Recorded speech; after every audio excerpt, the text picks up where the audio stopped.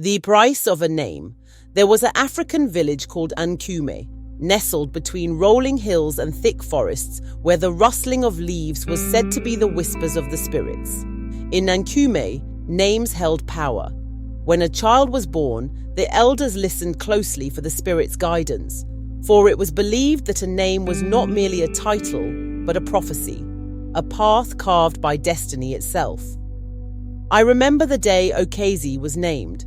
The village gathered around the sacred tree, its roots knotted like the veins of the earth. His mother, Nyena, held him close, eyes brimming with joy and trepidation. The oldest elder, Baba Jaida, with his staff adorned with cowrie shells, listened to the spirits and declared, "This child shall be called Okezi, one who was born into greatness but must earn it." The people murmured, nodding in approval. It was a name of weight and expectation. Yet as the years passed, Okezi found himself resenting it. To him, the name felt more like a burden than a blessing. He was not born into riches like some of the other boys, nor did he feel particularly destined for greatness. Instead, he saw himself as an ordinary young man, laboring in the fields with his father and fetching water from the stream like everyone else. One day, while sitting by the river with his closest friend, Ifediora, Okezi let out a frustrated sigh. "Why should I carry a name that promises greatness if I am to toil like a common man? I want a name that speaks of power now, not of some distant future I may never see." Ifediora, always the cautious one, shook his head. "The spirits do not make mistakes. A name is a seed. Its fruits take time to bear."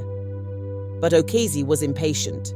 He had heard whispers of an old woman who lived beyond the river, a name changer who could bestow new names upon those who sought them.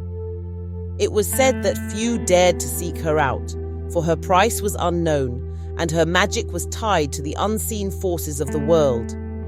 One moonless night, Okezi stole away from the village, his feet pressing against the damp earth as he followed the path through the dense forest. The trees stood tall like silent watchers, and the hoots of owls punctuated the stillness. When he finally reached the clearing where the old woman lived, his breath caught. Her hut was small and covered in creeping vines, the air thick with the scent of strange herbs. She was waiting for him, as if she had known he would come. Her face was lined like the bark of an ancient tree, her eyes deep pools of knowledge.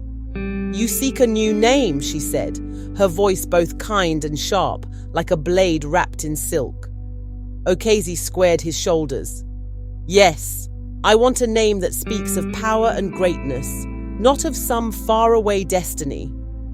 The old woman studied him for a long moment before nodding. "Very well, but understand this. A name is not just a word, it is a fate. Change your name and you change your path." Okezi did not hesitate. "I am ready." She reached into a clay pot, pulling out a handful of dark earth. She blew on it, whispering words in a language he did not understand. Then she placed her hand over his heart. "From this day forth, you shall be called Ekweme, one who speaks and it comes to pass. Your words shall hold weight and your will shall shape the world. But remember, all things come with a price." Okezi, now Ekweme, felt a shiver pass through him. He returned to the village at dawn, standing taller, feeling a strange new energy coursing through his veins. At first, it seemed his new name was a blessing. When he spoke, people listened. He commanded respect, and his words carried a strange authority. Crops flourished under his advice. Disputes were settled with his council, and even the chief took interest in his opinions. It was as if his name itself had bent the world to his will. But soon he began to notice something unsettling. His words did not just carry weight, they became law. When he spoke in anger, misfortune followed. When he casually mentioned that a man might fall ill if he worked too hard, that very man took to his bed with fever. When he argued with Ifediora and in the heat of the moment shouted, "May you lose your way!" his friend vanished into the forest and was never seen again. Panic gripped Ekwime. He tried to control his tongue, but the power of his name was relentless. Fear spread through the village. People avoided him, whispering that he had made a pact with dark forces. His mother, once so proud, now looked at him with worry in her eyes. Desperate, he returned to the old woman's hut. "Take it back," he pleaded. "I do not want this name anymore." She shook her head. "A name cannot be discarded like an old cloth. You wished for power without patience. Now, you must bear its weight." Tears burned his eyes. "Then tell me how to make it right." She regarded him for a long time before speaking. "A name is not just given, it is earned. If you wish to be free, you must live up to the name you abandoned." And so, Okezi, no longer Ekwime, returned to Nkume. Determined to undo the harm he had caused, he learned to choose his words carefully, to use his voice not for power but for wisdom.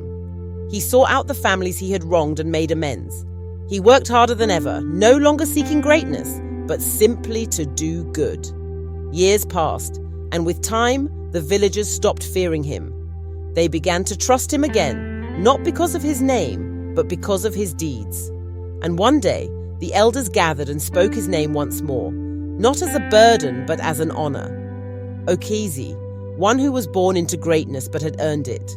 The spirits had been right all along.